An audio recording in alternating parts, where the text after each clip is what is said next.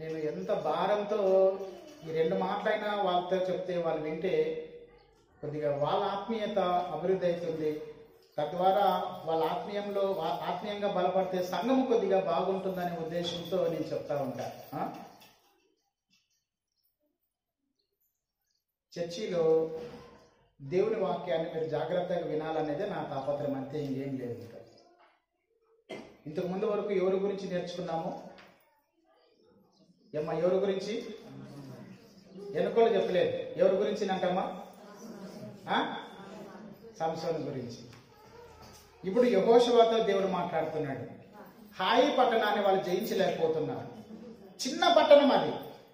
ఈ హాయి పట్టణాన్ని వాళ్ళు జయించలేకపోవడానికి కారణం ఏంటో దేవుడిని అడుగుతున్నారు. ప్రభువా, యెహోషువ అడుగుతున్న నాయకుడిగా, ఏంటి ప్రభువా, పెద్ద ఎరుకో పట్టణాన్ని మేము స్వాధీనం చేసుకోగలిగినామే, ఈ చిన్న హాయి పట్టణాన్ని మేము జయించలేకపోయినామే, ఏం కారణం ఏంటి ప్రభు అని యెహోషువ దేవుడికి ప్రార్థన చేస్తే దేవుడు ఏమన్నాడంటే, అయ్యా నీ తప్పు లేదు, నీ తప్పేమీ లేదు. అయితే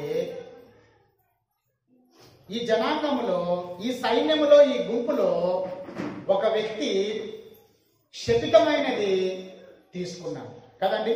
12వ వచనంలో ఏమంటున్నాడు? కాబట్టి ఇశ్రాయేలీలు, దేవుడు అంటున్నాడు, ఇశ్రాయేలీలు శాపగ్రస్తులు అయిపోయినారు.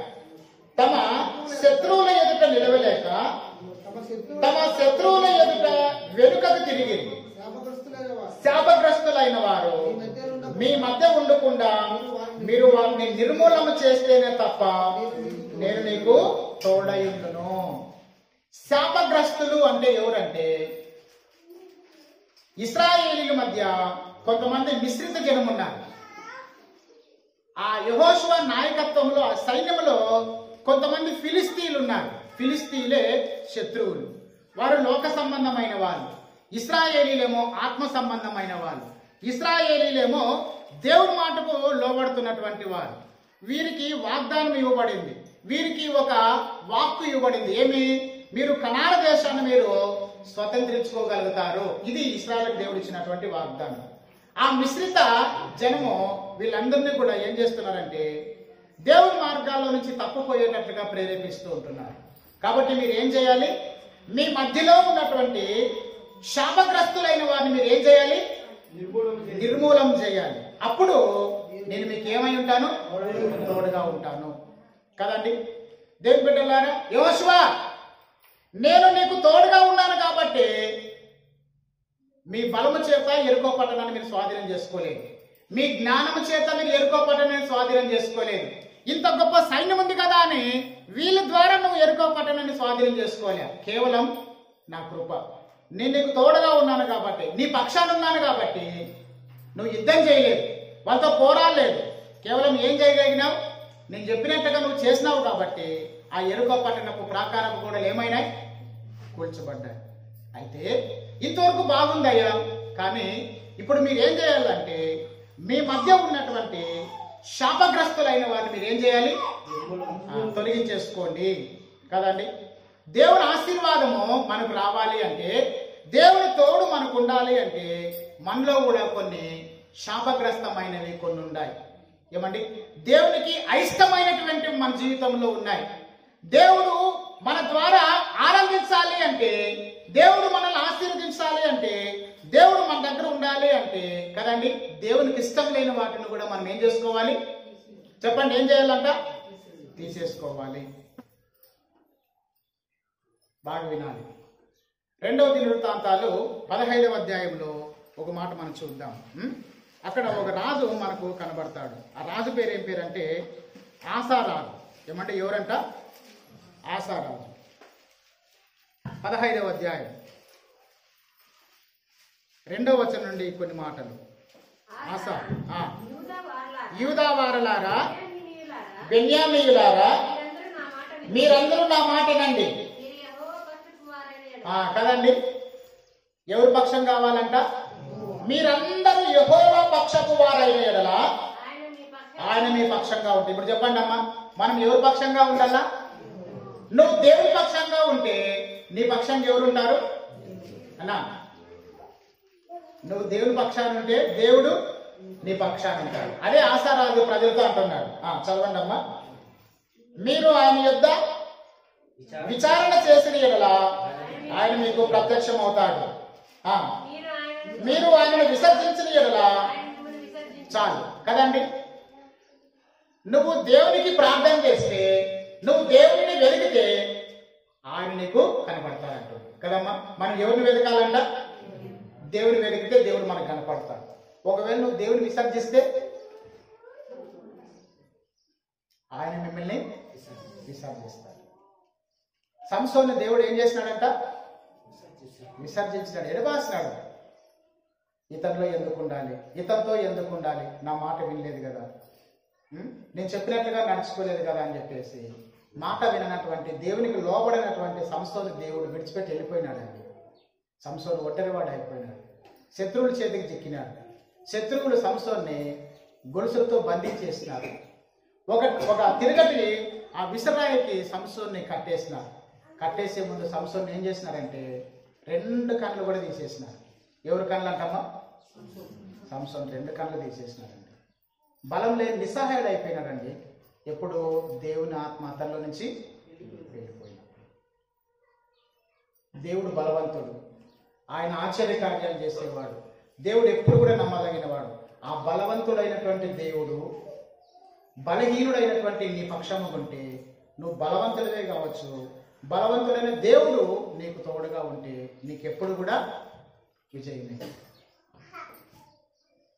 ఒకసారి ఇట్లే పాస్టర్ గారు వాక్యం చెప్తూ ఒక సందర్భం వచ్చినప్పుడు, ఇది మనకు అర్థం కావాలి అనేటువంటి ఉద్దేశంతో ఒక సాదృశ్యాన్ని చెప్తూ వచ్చినప్పుడు, ఏమండి, ఒక 0 ఉంది, 0కి ఏమన్నా విలువ మాట్లాడాలి.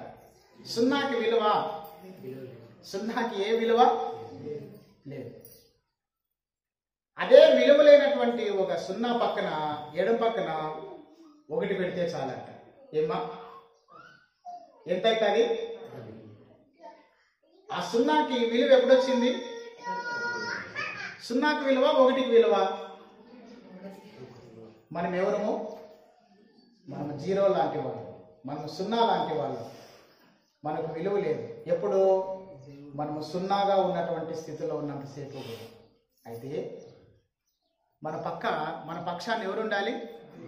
దేవుడు ఉండాలి. దేవుడు ఉంటే మనకి ఏమొస్తుంది? చెప్పండి, ఏమొస్తుందమ్మా? ఏమ్మా, దేవుడు మన పక్షం ఉంటే మనకు విలువ.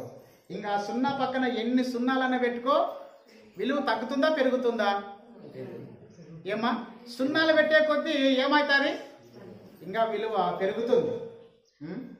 దేని బిడ్డ, నువ్వు ఒంటరిగా ఉన్నంతసేపు కూడా నీకు విలువ ఉండదు. నీకు దేవుని తోడు కావాలి, దేవుని ఆశీర్వాదం నీ మీద ఉండాలి. నువ్వు ఎంతైనా ప్రయాసపడు, దేవుని ఆశీర్వాదం నీ మీద ఉండదు. దేవుని ఆధారం చేసుకోవాలి, నువ్వు దేవుని తోడు నువ్వు కోరుకోవాలి. దేవుని ఆత్మ నీ మీద ఉన్నప్పుడు ఎప్పుడు కూడా నీకు విజయమే. చదువుకుందాం ఈ మాటలు. 2వ తిరుతాలు 15వ అధ్యాయము 3వ వచనం. నిజమైన దేవుడైనను, ఉపదేశం చే యాజకులైనను, ధర్మశాస్త్రమైనను చాలా దినములు ఇశ్రాయేలుకు లేకుండా పోవు.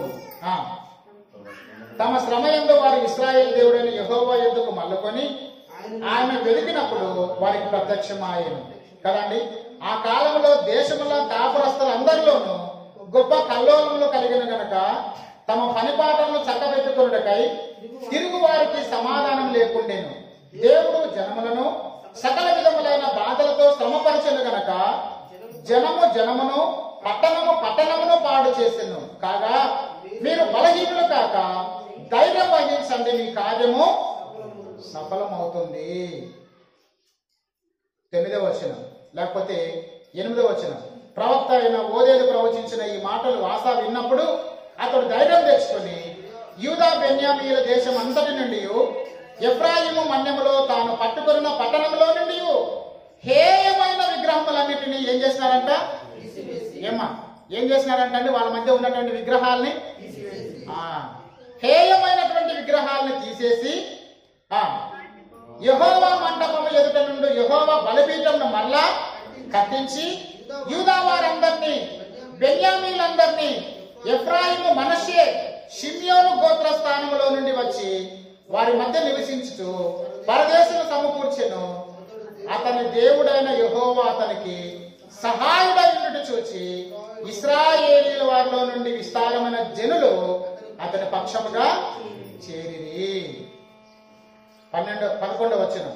తాము తీసుకుని వచ్చిన కొల్ల సొమ్ములో నుండి ఆ దినమున 700 ఎద్దులను 7,000 గొర్రెలను యెహోవాకు బలులుగా అర్పించి పూర్ణ హృదయముతోనూ పూర్ణాత్మతోనూ తమ పితరుల దేవుడైన యెహోవా యొద్ద తాము విచారణ చేయుదుమనియు, పిన్నలే గాని పెద్దలే గాని పురుషులే గాని స్త్రీలే గాని ఇశ్రాయేలు దేవుడైన యెహోవా యొద్ద విచారణ చేయని వారికి అందరికీ మరణము విధించుదుమని నిష్కర్ష చేసుకొనిరి.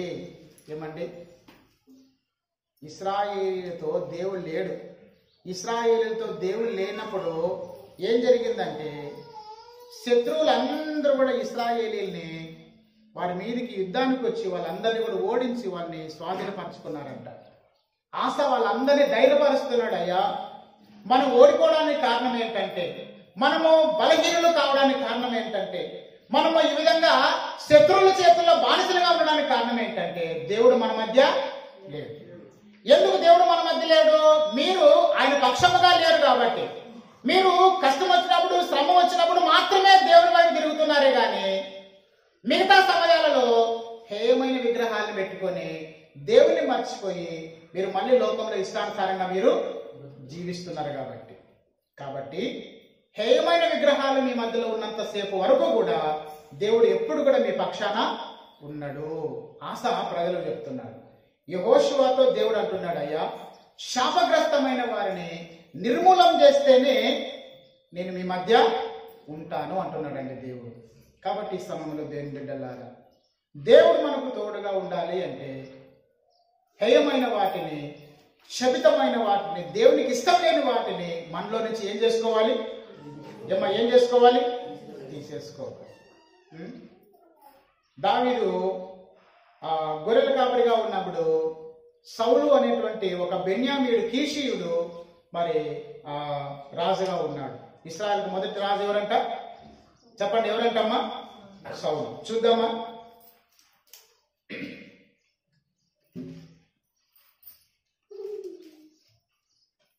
సమూయేలు రాసిన మొదటి గ్రంథము 16వ అధ్యాయము 4వ వచనం. సమూయేలు 16వ అధ్యాయము కదండి, ఎన్నో వచనము? సమూయేలు యెహోవా ఇచ్చిన సెలవు చొప్పున బెత్లెహేమునకు వెళ్ళాడు. 14వ వచనం చదవండి. 14వ వచనం. యెహోవా ఆత్మ సౌలును ఏం చేసిందంటే విడిచిపోయి యెహోవా యొద్ద నుండి దురాత్మ ఒకటి వచ్చి అతనిని వెరపింపగా. చాలు. ఏమ్మా? మొదటగా దేవుడు ఎవరిని విడిచిపెట్టిపోయినాడు? సంసోన్ని విడిచిపెట్టిపోయినాడు.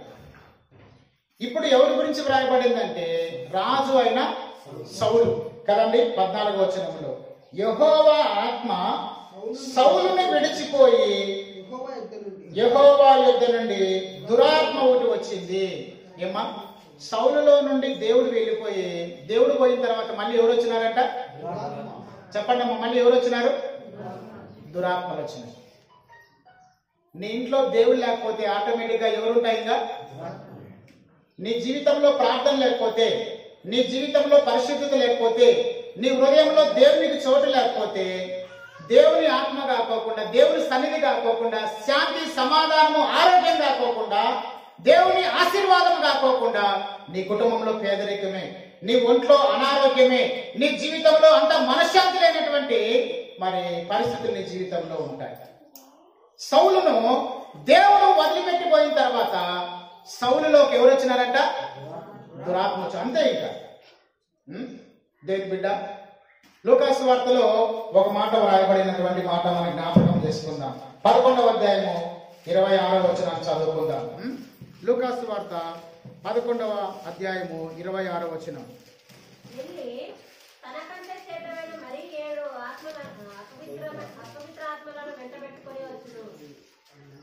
24వ వచనం నుండి చదవండి అమ్మా, మనకు అర్థమవుతుంది. ఏమ్మా, ఎవరంటమ్మా?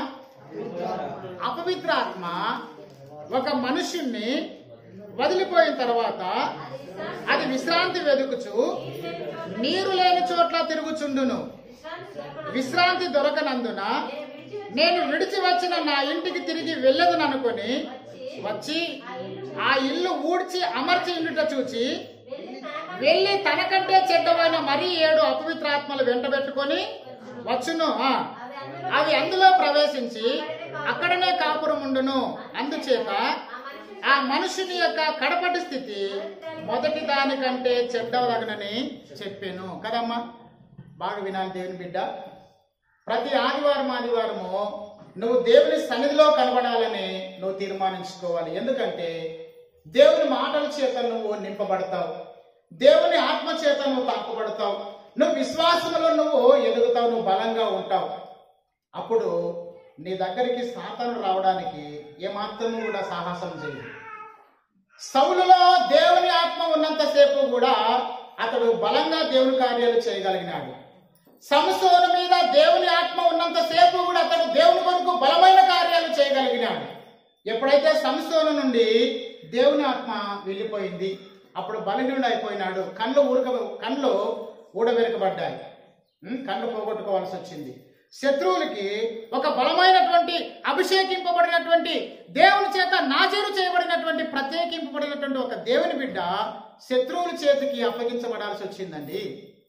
నీ ఆత్మీయ స్థితి ఏ విధంగా ఉందో ఒకసారి ఆలోచన చేసుకో.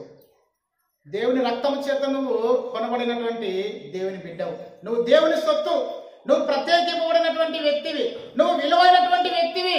అయితే నీ బలహీనతలను బట్టి, నీ లోపాలను బట్టి దేవుడు నీతో లేనప్పుడు ఆటోమేటిక్ గా దురాత్మలు నిన్ను ఆవరిస్తాయి. ఆటోమేటిక్ గా అపవిత్రాత్మలు నీ దగ్గర సహవాసం చేయడానికి వస్తాయి. కొన్ని సందర్భాల్లో బైబిల్లో కొంతమంది వ్యక్తుల జీవితంలోనికి దేవుడే దురాత్మలను అనుమతించినట్లుగా మనం ఇక్కడ చూస్తున్నాం. ఏమండి, ఎవరంటమ్మా? దేవుడే. అపవిత్రాత్మలు మనల్ని ఆవరిస్తూ ఉంటున్నాయంటే, లేకపోతే సాధారణ చీకటి చేత మనము మరి బంధింపబడి ఉన్నామంటే కొన్ని సందర్భాల్లో అవి మనమే కారణమని మనం గుర్తించాలి.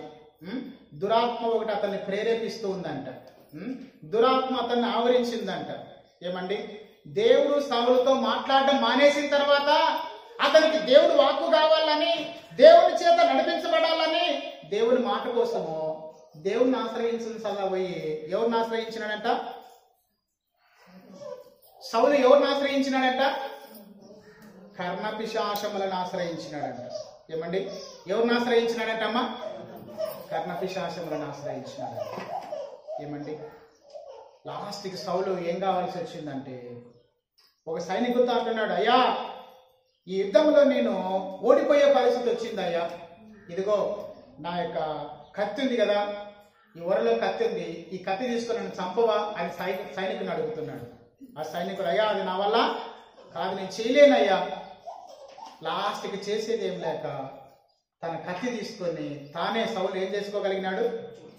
పొడుచుకొని ఏమైనాడు? చనిపోయినాడు. ఎందుకు ఇంత భయంకరమైనటువంటి మరణం, ఎందుకు దౌర్భాగ్యమైనటువంటి స్థితి సౌలుకు వచ్చింది అంటే, సౌలు దేవుని మార్గంలో నడవలేదు, దేవుని చిత్తము చేయలేదు, దేవుని మాట వినలేదండి సౌలు. నీ పరిస్థితి ఎట్లుందో ఒకసారి ఆలోచన చేసుకోవా. ఇప్పుడు నువ్వు ఏ స్థితిలో ఉన్నావో ఒకసారి నువ్వు ఆలోచన చేసుకో. దేవుని ఆత్మ నీతో ఉంటే నీ జీవితం ఆనందంగా ఉంటుంది. దేవుని సన్నిధి మీ కుటుంబంలో ఉందంటే పిల్లా బాబులతో మీరు ఆరోగ్యంగా, సంతోషంగా, సమాధానంగా మీరు ఉంటున్నారని అర్థం. బయటికి చెప్పుకోలేని స్థితిలో నువ్వు ఉన్నావేమో కానీ నిజంగా నీ హృదయంలో ఎంత బాధ ఉందో, నీ కుటుంబంలో ఎంత ఆర్థికమైనటువంటి ఇబ్బందుల చేత నువ్వు బాధపడుచున్నావో కారణం ఏంటంటే, సౌలు లాగా, సంసోను లాగా నువ్వేం పోగొట్టుకున్నావు? దేవుని ఆత్మను. నువ్వు ఒకప్పుడు మంచిగా ప్రార్థన చేసే వ్యక్తివే, ఒకప్పుడు మంచిగా ఆత్మీయుడివే, ఒకప్పుడు దేవుని కొరకు బలమైన కార్యాలు చేయగలిగినటువంటి వ్యక్తివే. ఇప్పుడు నీ పరిస్థితి తారుమారైపోయింది. కారణం ఏంటంటే, సౌలు లాగా, సంసోను లాగా ఏమండి దేవుని మాటకు మనం లోబడలేకపోయినాం కాబట్టి. అందుకోసమే దేవుని బిడ్డలారా, ఇక్కడ అపవిత్ర ఆత్మ ఒక మనుషుని వదిలిపోయిన తర్వాత మళ్ళీ ఏం చేసిందంటండి? వెళ్ళి కదమ్మా, ఎక్కడికి వెళ్ళి వాళ్ళ ఫ్రెండ్స్ని తీసుకొని వస్తున్నారంట. ఎంతమంది అంట? 7 మంది దయ్యాల్ని తీసుకొని వచ్చి, ఒక దయ్యం మన ఇంట్లో మన ఒంట్లో ఉంటేనే మనకి ఎంతగానో ఇబ్బంది. 7 దయ్యాలు వచ్చి మన ఇంట్లో మన ఒంట్లో ఉన్నప్పుడు మన పరిస్థితి ఎట్లుంటుందంటే, దేని బిడ్డలారా, దురాత్మ ఏమండి, చీకటి, సాతాను యొక్క కార్యము నీ హృదయంలో, నీ జీవితంలో, నీ కుటుంబంలో ఉన్నంతసేపు కూడా నీకు మనశ్శాంతి లేదు, ఆశీర్వాదం లేదు, ఆరోగ్యం లేదు. అయితే పోగొట్టుకున్నటువంటి ఆత్మ కొరకు, విడిచిపోయినటువంటి దేవుని కృప కొరకు నువ్వు మళ్ళీ ఏం చేయాలి? చెప్పండి, ఏం చేయాలి? పశ్చాత్తాపడాలి. దేవుని వెలుగు, దేవుని కృప కొరకు వేడుకో. 51వ అధ్యాయం కీర్తనలో చూద్దామా, దావీదు ఏమని ప్రార్థన చేస్తున్నాడు?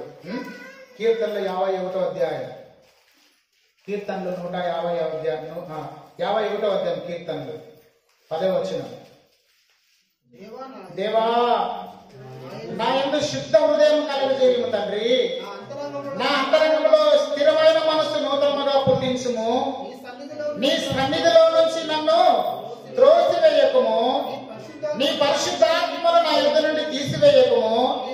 నీ రక్షణానందము నాకు మరలా పుట్టించుము. సమ్మతి గల మనస్సు కలగజేసి నన్ను దృఢపరచుము. ఎప్పుడు ప్రార్థన చేస్తున్నాడు ఈ ప్రార్థన దావీదు? ఈ ప్రార్థన దావీదు ఎప్పుడు ప్రార్థన చేస్తుండేది?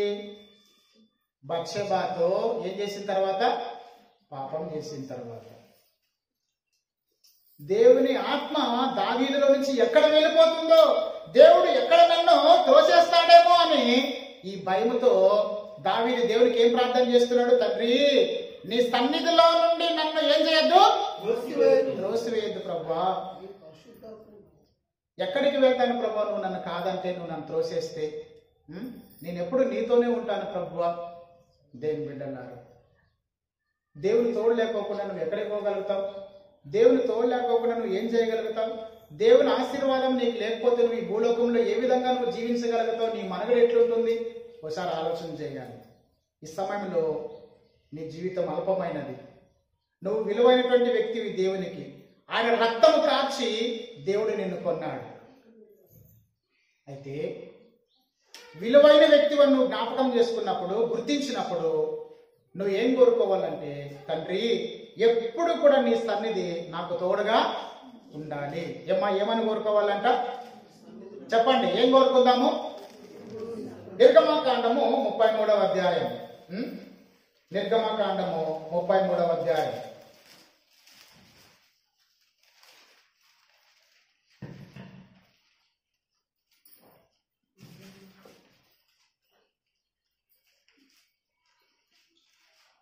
పన్నెండవ వచనం. చూడుము, ఈ ప్రజలు తోడుకొని పొమ్మని నీవు నాతో చెప్పుచున్నావు గాని నాతో ఎవరిని పంపెదవో అది నాకు తెలుపలేదు. నీవు నేను నీ పేరును బట్టి నిన్ను ఎరిగి ఉన్నాననియు నీ కటాక్షము నీకు కలిగినదనియు చెప్పితివి కదా.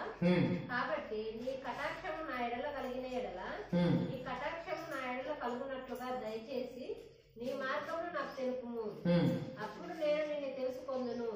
చిత్తగించుము, ఈ జనము నీ ప్రజలే కదా నేను. అందుకు ఆయన నా సన్నిధి నీకు తోడుగా వచ్చును. నేను నీకు విశ్రాంతి కలగజేసినగా మోషే నీ సన్నిధి రాని ఎడల ఇక్కడ నుండి మమ్మల్ని తోడుకొని పోకుము. చాలండమ్మా. మోషే ఎవరి సన్నిధి తోడుగా ఉండాలని కోరుకుంటున్నాడమ్మా? చెప్పండి, ఎవరి సన్నిధి? దేవుని సన్నిధి మోషే తోడుగా ఉండాలని కోరుకుంటున్నాడు. ఎందుకు ఈ మాట మోషే దేవునికి ప్రార్థన చేస్తున్నాడంటే, మోషే ఏమో సీనాయి కొండ మీద ధర్మశాస్త్రం తీసుకుందామని దేవునితో ఉన్నాడు. మోషే లేడని చెప్పేసి ఇక్కడ ఉన్నటువంటి ఇశ్రాయేల్ అందరూ, మిగతా ప్రజలందరూ ఇక్కడ ఏం చేస్తున్నారు? ఒక దూడను తయారు చేసుకున్నారు. ఆ దూడే దేవుడు అని దూడ ఎదుట వాళ్ళు సాగిలి పడుతున్నారంట, ఆరాధిస్తున్నారంట, దానికి పూజలు చేస్తున్నారంట. దేవుని కోపం వచ్చింది. మోషేతో అంటున్నాడు, మోషే ఈ ప్రజలు లోబడిన వాళ్ళు ప్రజలు, మోషే అంటున్నాడు. కాబట్టి లోబడిన వాళ్ళటువంటి ప్రజలతో నేను ఎప్పుడు కూడా నేను ఉండను, నేను మీతో నేను రాను అంటున్నాడు మోషేతో. అప్పుడు మోషే ఏమంటున్నాడు? ప్రభువా, మాతో లేకపోతే, మా వెంట రాకపోతే మేము ఎక్కడికి పోవాలి ప్రభువా? ఐగుప్తు దేశంలో నుంచి మమ్మల్ని విడిపించిందేది, నడిపించేది నువ్వే కదా. మేము కనాన్ దేశానికి మేము పోవాలి అంటే ఎంతో మంది ఫిలిస్తీన్లు ఉన్నారు, ఎంతో మంది మోయాబీలు, అమ్మోనీయులు ఉన్నారు, శత్రువులు ఉన్నారు. వాళ్ళని జయించాలంటే మా వల్ల కాదు ప్రభువా, నువ్వు మాకు తోడుగా ఉండాలా, నువ్వు మా వెంట రావాలి ప్రభు అని మోషే దేవునికి ఏం చేస్తున్నాడు? ప్రార్థన చేస్తున్నాడు. ఎప్పుడైనా ప్రభా నీ సన్నిధి నాకు తోడుగా ఉండాలి ప్రభా అని ప్రార్థన చేసినావా? దేవుని బిడ్డలారా, ఎప్పుడైనా ప్రభా నేను ఎక్కడికి వెళ్ళినప్పటికీ కూడా, ఏ పని చేసినప్పటికీ కూడా నీ తోడు నాకు ఉండాలి ప్రభా అని ఎప్పుడైనా నువ్వు ప్రార్థన చేసినావా? దేవుడు ఏం కోరుకుంటున్నాడంటే నీ వెంట ఉండాలనుకుంటాడు, నీకు తోడుగా ఉండాలనుకుంటున్నాడు. ఎప్పుడు కూడా తన సన్నిధి మరి మన మధ్యలో ఉంచాలని దేవుడు కోరుకుంటున్నాడు. చూద్దామా ఈ మాట 14వ వచనం, 13వ వచనంలో, నీ కటాక్షము నా ఎడల కలిగిన ఎడల నీ కటాక్షం నా ఎడల కలుగునట్లుగా దయచేసి నీ మార్గం నాకు తెలుపు, అప్పుడు నేను నిన్ను తెలుసుకుంటాను. ఈ జన్మ నీ ప్రజలే కదా అని. అందుకు ఆయన నా సన్నిధి నీకు తోడుగా వస్తుంది కదండి. ఎవరి సన్నిధి అంటున్నాడు దేవుడు? దేవుడి సన్నిధి నీకు తోడుగా వస్తుంది మోషే అంటున్నాడు. ఈ సంవత్సరం అంతా కూడా, ఈ సంవత్సరంలో ఏ విధమైనటువంటి ఆటంకాలు, సమస్యలు నీ జీవితంలోనికి వచ్చినప్పటికీ కూడా దేవుని సన్నిధి నీకు తోడుగా ఉండును గాక, ఆయన కాపుదల నీకు ఉండును గాక. దేవుని కాపుదల నీకు ఉన్నప్పుడు, దేవుని ఆత్మచేత నువ్వు నడిపించబడుతున్నప్పుడు, దేవుని సన్నిధి నీకు తోడుగా ఉండినప్పుడు, నువ్వు ఎక్కడికి వెళ్ళినా ఏం పని చేసినప్పటికీ కూడా నువ్వు సఫలమవుతావని దేవునితో మాట్లాడుతూ ఉంటున్నాడు. చివరిగా ఇంకొక మాట మనం చదువుకొని ముగించుకుందాం. చూడండి, సమూయేలు, మొదటి సమూయేలు గ్రంథంలో 4వ అధ్యాయం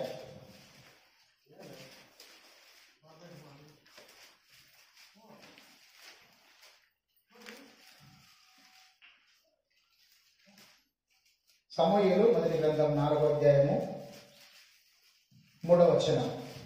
కాబట్టి జనులు పాలెంలోనికి తిరిగి రాగా ఇశ్రాయేలు పెద్దలు, యెహోవా నేడు మనలను ఫిలిష్తీయుల ముందర ఎందుకు ఓడించెను? షిలోహులో ఉన్న దేవుని నిబంధన మందసమును మనము తీసుకొని మన మధ్య ఉంచుకొందుము రండి. అది మన మధ్య ఉండిన ఎడల అది మన శత్రువుల చేతిలో నుండి మనలను ఏం చేస్తుంది? రక్షిస్తుంది. ఏమనుకుంటున్నారండి వీళ్ళు? ఏమనుకుంటున్నారు? ఇశ్రాయేలు అందరూ కూడా అనుకుంటున్నారంట, దేవుని యొక్క నిబంధన మందసము మన మధ్యలో ఉంటే మనం ఎప్పుడు కూడా సేఫ్గా ఉంటాము అని వీళ్ళు మాట్లాడుకుంటున్నారు. ఏమా ఆ మాట మనం చదువుకుందామా? ఫిలిష్తీయుల ముందర ఎందుకు ఓడించెను? షిలోహులో ఉన్నటువంటి యెహోవా నిబంధన మందసమును మనము తీసుకొని మన మధ్య ఉంచుకుందుము రండి. షిలోహులో ఉన్నటువంటి దేవుని యొక్క మందసము శత్రువులు తీసుకొని పోయినారు. ఏలీ కాలంలో జరిగినది ఏంటంటే, షిలోహు అనేది దేవుని యొక్క మందిరం. దేవుని మందిరంలో దేవుని యొక్క మందసము ఉన్నంతసేపు కూడా ఆ ప్రజలు ఎప్పుడు కూడా దీవించబడుతూ ఉన్నారు. ఓబేదేదోము ఇంట్లో కూడా కదమ్మా, ఎవరింట్లో? ఓబేదేదోము ఇంట్లో దేవుని మందసము ఎన్ని నెలలు ఉందంట? కేవలం 3 నెలలు ఉండిన దాని వలననే ఓబేదేదోమును, ఆయన ఇంటిని, ఆయన సొత్తంతటిని, ఆయన కలిగినదంతటినీ కూడా దేవుడు ఏం చేసినాడంట? ఆశీర్వదించినాడంట. అంటే దేవుని యొక్క సన్నిధి ఆ ఇంట్లో ఉంది కాబట్టి ఆ ఇంటిని దేవుడు ఆశీర్వదించినాడు. ఇప్పుడు ఫిలిష్తీయుల మధ్య ఇశ్రాయేలు ఏమవుతున్నారంట? ఓడిపోతున్నారు. చెప్పండి, ఏమవుతున్నారంటమ్మా? కారణం ఏంటని వాళ్ళు మాట్లాడుకుంటున్నారు. ఓహో, దేవుని మందసం మన మధ్య మనతో లేదు కాబట్టి మనము ఓడిపోతున్నాము. మనం అందరము కూడా దేవుని మందసాన్ని మళ్ళీ మన మధ్యలోనే ఉండేటట్లుగా మనము తెచ్చుకుందాం రాండి అని వాళ్ళు మాట్లాడుకుంటున్నారంట. దేవుని ఆత్మను పోగొట్టుకోవడానికి కారణం ఏంటో సంసోను గురించి మనకు తెలుసు. సౌలు దేవుని ఆత్మను ఎందుకు పోగొట్టుకున్నాడో, దేవుని కృప ఎందుకు పోగొట్టుకున్నాడో మనకు తెలుసు. ఈ సమయంలో దేవుని బిడ్డ, దేవుని సన్నిధి నీలో ఉంటే ఎప్పుడు కూడా నీకు ఆనందమే, నీ కుటుంబంలో ఆశీర్వాదమే. నీ జీవితంలో దేవునికి చోటు లేనప్పుడు నీకు అన్ని సమస్యలు, నీకంతా కూడా అనారోగ్యాలే. నువ్వు ఏం కోరుకోవాలంటే, ప్రభువా ఎప్పుడు కూడా నువ్వు నాకు తోడుగా ఉండాలా, నేను నీ సన్నిధిలో ఉండాలి ప్రభువా, అప్పుడు నాకెంతో ఆనందం అని మనము దేవునికి ప్రార్థన చేయాలి. ఇంకొక మాట మనం చదువుకుంటే చూడండి 5వ వచనం, యెహోవా నిబంధన మందసం దండలోనికి రాగా ఇశ్రాయేలీయులందరూ భూమి ప్రతిధ్వని ఇచ్చినంతగా గొప్ప కేకలు వేసిరి. ఫిలిష్తీయులు ఆ కేకలు విని 70 దండలో ఈ గొప్ప కేకల ధ్వని ఏమని అడిగి యెహోవా నిబంధన మందసం దండలోనికి వచ్చనని తెలుసుకున్నారు కదండి. యెహోవా నిబంధన మందసం కూడా ఎవరి మధ్య ఉందంట? ఇశ్రాయేలీయుల మధ్య ఉంది అని శత్రువులు భయపడిపోయినారంట. వాళ్ళు ధైర్యంగా కేకలు వేస్తున్నారు, ఇదిగో ఇప్పుడు దేవుని సన్నిధి మా మధ్యలో ఉంది, దేవుడు మాకు తోడుగా ఉన్నాడు, ఇక మమ్మల్ని మీరు ఓడించలేరు అనేటువంటి ఒక ధైర్యం ఇశ్రాయేలుకి వచ్చిందండి. నువ్వు ఎప్పుడైతే ప్రార్థన లేకోకుండా ఉంటావో, సహవాసం లేకోకుండా ఉంటావో, మరి వాక్యం లేకోకుండా నువ్వు ఉంటావో, ఎండిపోయినటువంటి చెట్టులాగా నువ్వు ఉంటావు. ఏమండి, చెట్టు ఎందుకు ఎండిపోతుంది చెప్పండి? ఎందుకు ఎండిపోతుంది? నీళ్లు లేక, సరైనటువంటి పోషకాలు ఆ చెట్టుకి అందలేదు కాబట్టి. ఏమండి, నువ్వు ఎందుకు ఆత్మీయంగా బలహీనుడు అయిపోతున్నావు? నువ్వు ఎందుకు దేవుల్లో ఎదగలేకపోతున్నావు?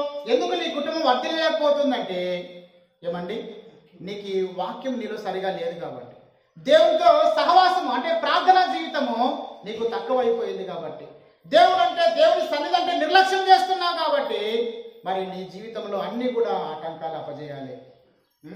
అందుకోసమే దేవుని బిడ్డలారా, ఇశ్రాయేలీయులు అనుకున్నారు దేవుని నిబంధన మందసం మన మధ్య ఉంటే మనకి ఎప్పుడు కూడా విజయమే అని దేవుడు మరి ఆ ఆలోచన వారికి చెప్పినప్పుడు వారు ఆ పని చేయగలిగినారు. చూద్దాం ఆ మాట.